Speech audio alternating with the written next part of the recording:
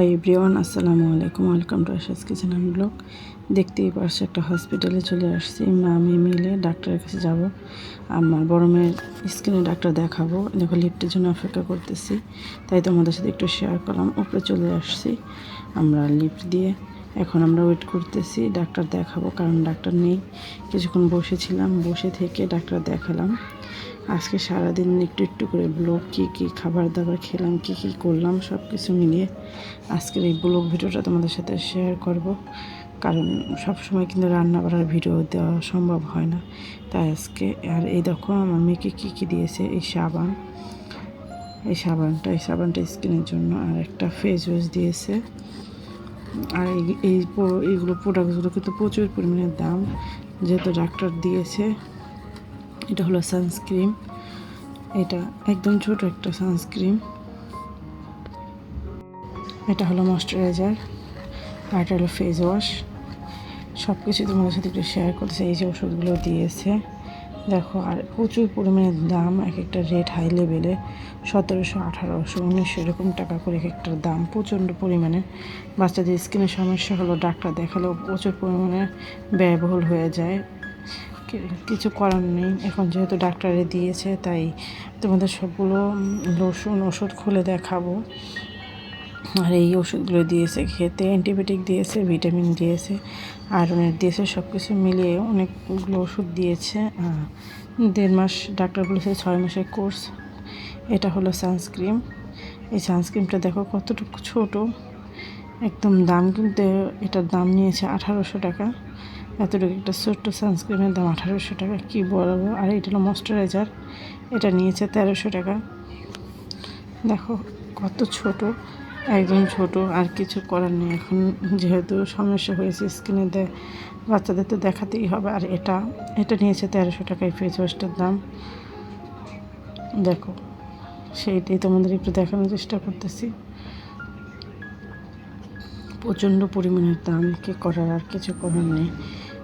এই ওষুধ থেকে নিয়ে এই পর্যন্ত পুরো 10,000 টাকার ওষুধ। আর এই যে ফেস ওয়াশ, তারপর ময়শ্চারাইজার, আর যা কিছু সব কিছু মিলিয়ে। আর এখানে দেখো আমি আজকে দুপুরে কী রান্না করেছিলাম। এটা হলো খিচুড়ি, শর্টকাট খিচুড়ি রান্না করেছিলাম, ভুনা খিচুড়ি মিষ্টি কুমার দিয়ে। কারণ সবসময় তো রান্না বাড়া দেখাই, তাই আজকে আর দেখালাম না।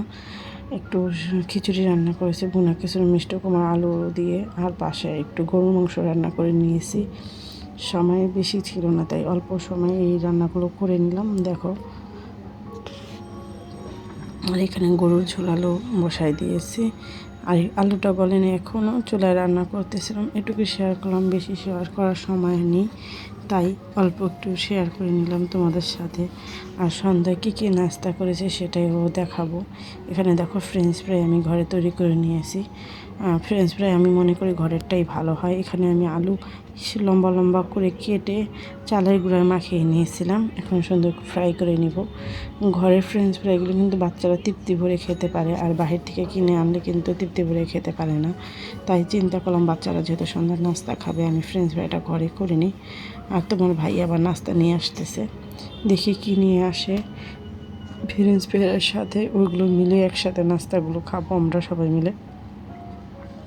এভাবে ফ্রেঞ্চ ফ্রাই করে খেলে কিন্তু খেতেও ভালো লাগে, মজা হয়। আর আমি অনেক মজে হয়েছিল।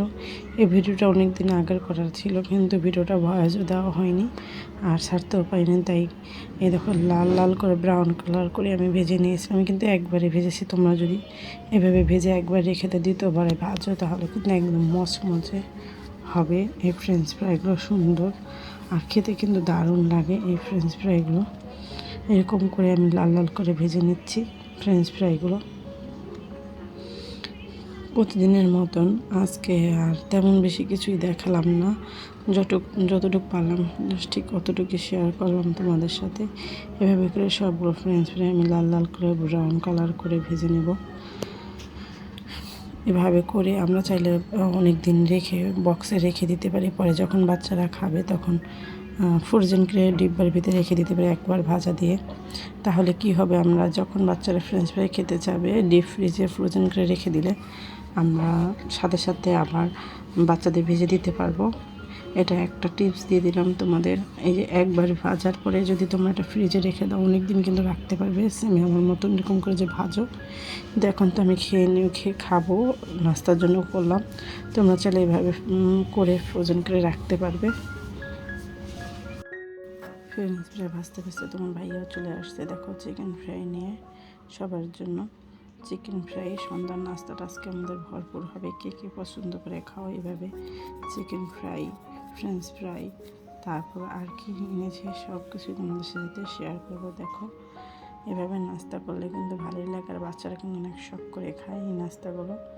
তাই ঘরে বসেই আমরা বাহিরের টেস্টটা ঘরে বসে নিলাম। ফ্রেঞ্চ ফ্রাই, বনরুটি আর চিকেন ফ্রাই আজকের নাস্তা। আজকের জন্য এ পর্যন্ত। সবাই ভালো থাকবে, সুস্থ থাকবে। আসসালামু আলাইকুম, আল্লাহ হাফেজ।